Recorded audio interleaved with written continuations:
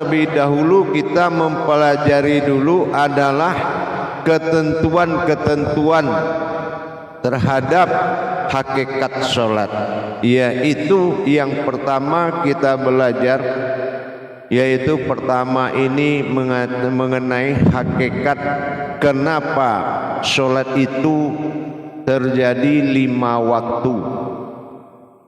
Nah, kita belajar sesuai tangga tauhid, jangan belajarnya loncat-loncatan, ya.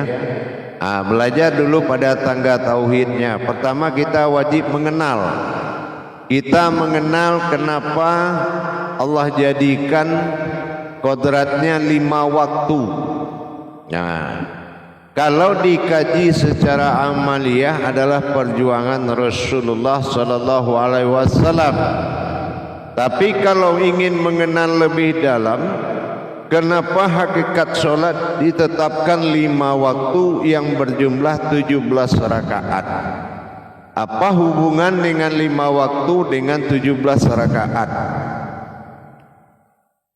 Untuk ini kita mengawali, yaitu mengenal bahwasan dikala Allah diwujud Tuhan tunggal dirinya sebelum dia bernama Allah, maka dia berkeinginan menjadi Tuhan, maka dia jadikanlah umat.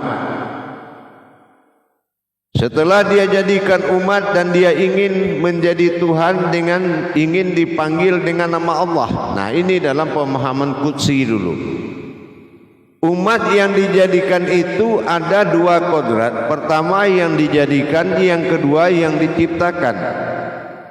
Kun fayakun. Nah, kita pelan-pelan belajarnya. Di sini kenapa terjadi 5 kodrat? Karena Allah menciptakan penyebab asal usul daripada yang dia jadikan sebagai umat. Ada 5 kodrat yang menjadi asal usul semua terjadi. 5 kodrat yang membuat asal usul semua itu terjadi. Bukan dia menciptakan 5 macam saja, tapi 5 kodrat yang asal usul semua terjadi. Apa 5 kodrat itu?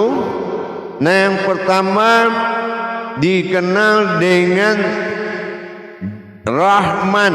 Ya, Rahman ini adalah sifat zahir bagi Allah. Wujudnya adalah kodratnya alam, yang mana di sini dilarikan pemahaman ini kepada diri menjadi wujud jasad. Karena jasad penghulu ma'ul hayat, atau dikatakan dengan induk kehidupan, ya, ma'ul hayat. Nah, ma'ul hayat, nah, itu penghulu, ya, uluhiyahnya hayat. Nah, itu jasad. Nah, kita akan mengkaji tadaburnya ke diri sekarang, ya. Jangan kita kaji ke alam dulu, karena akan bersifat ciptaan dia jadinya. Padahal kita mengaji ibadah, jadi tidak perlu memahami atau mendalami ciptaan, tapi yang kita pahami adalah yang terjadi dari jadinya aku, kata Allah. Setelah aku jadi, apa yang terjadi adalah umat. Umat bagi Allah yang pertama sebelum Islam ada itu kodrat. Nah, ini makanya pada syahadat penghawal penghawal daripada rukun Islam. Sebelum sholat ada, syahadat itu sudah ada. Nah, sebagai tauhid penyempurna ibadah. Pertama dijadikan alam nazir, alam yaitu jasad. Nah, kita kembali kepada jasad.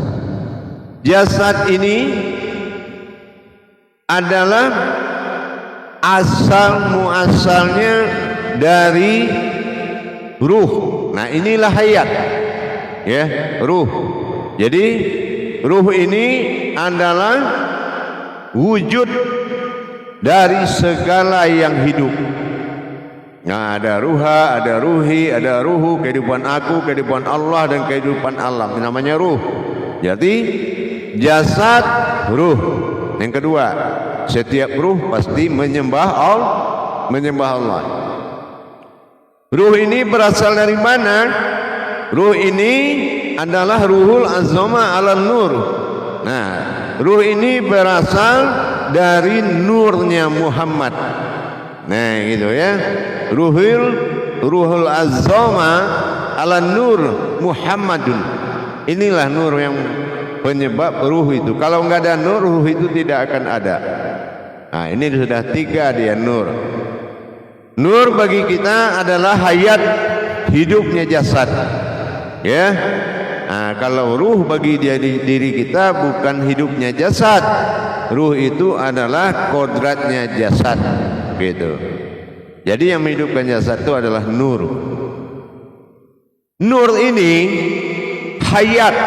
Nah, hayat ini usulnya atau awalnya terjadi dari kodrat, namanya zat. Nah, zat, ya. Nah, zat ini dinamakan ziddinil kunal. Zat ini adalah yang dikodratkan kepada alam. Jadi kalau aras alam ini yang menahan langit ini tidak jatuh, itu namanya zat. Zat aras. Ya, zat aras. Nah, ini yang keempat itu zat aras. Yang kelima, asal usul dari zat. Nah, ini adalah disebut dengan batin. Batin ini kodrat di diri kita adalah nyawa.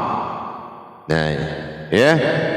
Jadi kalau kenapa dia 5 kita mengenal, kalau kita kaji alam jasad, kita kan nggak perlu kaji semut, kaji ular, nggak perlu lagi, karena itu habitat dari kehidupan, bukan hidup.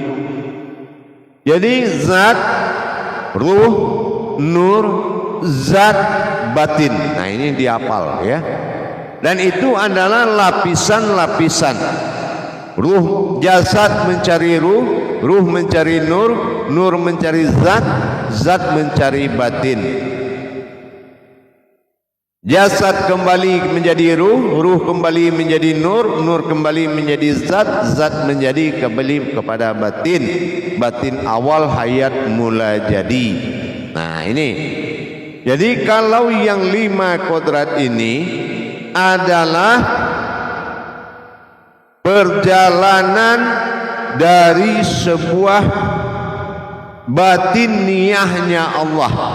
Nah, perjalanan ini adalah kodratnya disebut dengan batiniah. Ya, disebut dengan batiniah. Nah, batiniah ini disebut dengan kata annas. Ya, annas. An ini adalah batin, nas ini nur.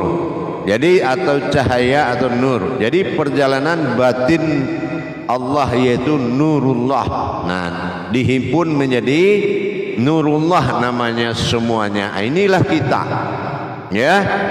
Jadi kalau kita menenggelamkan semuanya sampai tinggal diri rahasia ada dalam ketiadaan. Nah, setelah kita mendirikan diri dengan tarikan napas, kita menarik diri rahasia, diri al-haqullah yang tidak terlihat wujudnya tapi dia ada, diri halus dengan hu. Nah, dengan napas kita menarik dulu. Nah, ya. Nah, jadi setelah dia menyatakan zat, ya, Allahu. Nah, dia hu itu kita turunkan tangan ini yang 5 macam tadi dikembalikan ke asalnya, lenyap di dalam kolbi kita. Tinggallah diri al-haqullah, diri yang halus. Namanya diri ahyan sabita, diri halus, diri al-haqullah. Nah, diri halus itu seperti ini di depan kamu ini. Depan kamu ini tidak ini ada tapi tidak terlihat. Itulah diri halus, itu yang dinamakan al-haqqullah. Nanti di dalam diri halus akan terlihat lagi sebuah zahirnya Allah, wujud seperti dirimu. Nah, ini yang dikatakan aku ada di dalam dirimu. Nah, wa fi anfusikum afala tubsirun. Disitulah kita menatap na'an'amnya. Nah, itulah kita menatap na'an'am ta'alaihim. Yang menatap tadi yang halus itu adalah bi'alaihim, yaitu batin, diri batinnya Allah bernama ihsan, ya. Dan yang terlihat diri batinnya Allah, nah, diri batinnya Allah yang terlihat. Kalau bi'alaihim, diri batin Allah yang terlihat. Nah, ini yang dikatakan Allah fil zahiru wallahi fil batinu.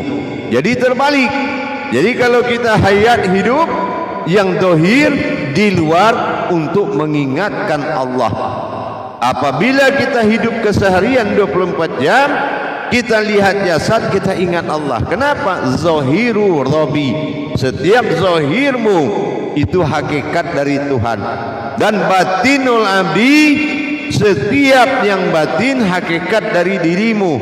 Nah, inilah diri yang menatap zahirnya Allah. Jadi kalau kita sholat, tinggal innallahu, tinggal dia kembali kepada keakuannya.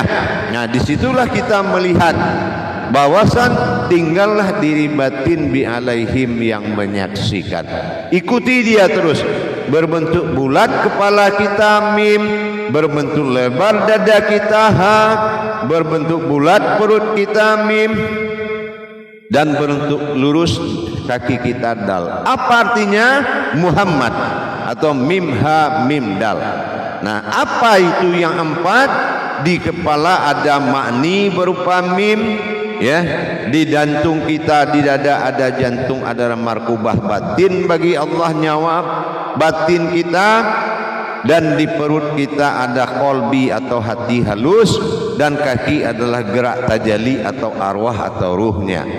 Jadi di sini kita akan kembali terbalik, masuk zahir ke dalam yang batin, batin menyaksikan perjalanan zahir.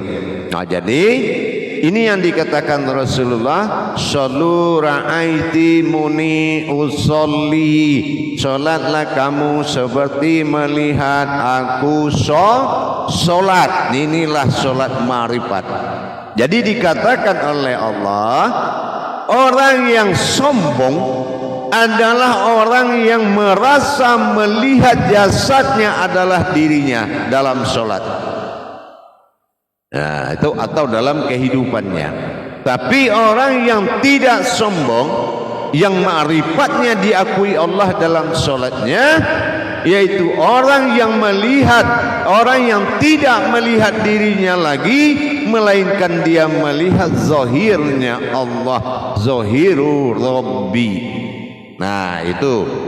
Jadi kesadaran itu harus dipakai dalam sholat dan kehidupan sehari-hari.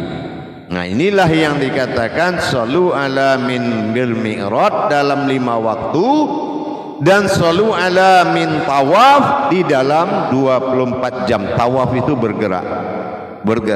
Nah, kita menyaksikan, kita diikuti oleh jasad bergerak, karena itu zahir bid'ah. Terjadilah mau minum, assalamualaikum, alhamdulillah ya Allah, kita mau minum. Jadi selalu ada sambung rasa dengan Allah Subhanahu wa taala.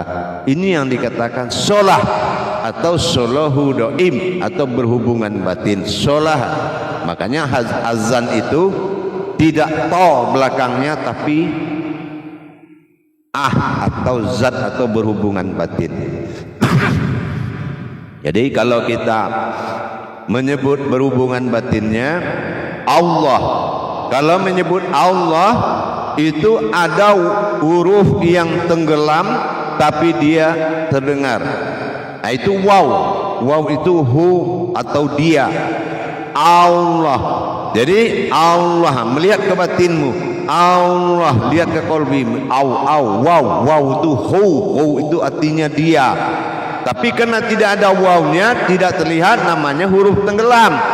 Inilah kodrat batin atau huruf tenggelam. Jadi orang yang menyebut Allah tapi dia tidak menyadari adanya waw yang bersembunyi di dalam kalam Allah, maka tidak sampai sebutannya itu atau panggilannya itu kepada yang punya nama. Jadi dizikirkan Allah, Allah. Nah, sampai hilang masa jasadmu dan terasalah masa diri yang tidak terlihat tetapi ada. Nah, yang terlihat adalah wujudullah semata, zahiru rabbi wal batinun abdi. Jadi begitu kita mulai mengenal. Nah, amalkan itu. Mengenal jumlah solat aja kita sudah bisa mengenal diri. Bayangkan ilmu solatku hebatnya. Jadi tahap awal sampai di sini dulu pelajarannya, tolong diamalkan. Baik, kita lakukan muzakarohnya. Bagi yang belum paham nanti bertanya, kalau sudah paham berarti tinggal mengamalkan dan melatih. Ya, melatih dengan cara duduk berzikir dengan menyebut Allah, Allah, ya, dan mengingat kembali 5 kodrat tadi. Nah, jadi kalau sudah 5 itu kita mengerti, ya, kalau yang 5 itu kita mengerti, berarti rumusnya adalah 5 dikumpulkan. Nah, ingat belajarnya hati-hati ya. 5 itu dikumpulkan dalam nilai umat itu dinamakan sifat. Nah, sifat ini adalah terjadilah kodrat keumatan. Nah, itu sifat-sifat itu 7. Ya, seperti Al-Fatihah. Al-Fatihah itu 7. Betul. Nah, yang 5 tadi, yang wujud yang akan menghadap kepada yang satu. Nah, ini kodrat 1 wujud. Jadi menghadapnya yang 5 disebut 7 itu kepada yang satu. Jadi dihitung dengan 17, menghadapnya sifat kepada zatnya, artinya 17. Nah, itulah asal usul kata 17. Makanya jam 5 sore itu adalah jam 17. Nah, 17 kita satukan lagi menjadi zohir, yaitu 8. 1 tambah 7 8. 8 batang tulang, jam 20 kalau jam 8. Nah, berarti 20 adalah bersifat Allah pada diri. Berarti 20 dibagi 3. Salbiyah, nafsiyah nyawa, dan maknawiyah jasad. Nah, gitu ya. Maknawiyah 14, nafsiyah 1, dan salbiyah 5. Nah, kan gitu, 5 tadi berarti 20 jumlahnya. Nah, dikaitkan begitu indahnya perjalanannya. Paham jemaah? Nah, baik, kita lakukan muzakarohnya. Sallu muzakaratun fil jami'ati rahimakumullah. La ilaha illallah. Silakan juru tablik memandu jamaahnya bertanya. Bagi yang belum paham silakan dipertanyakan.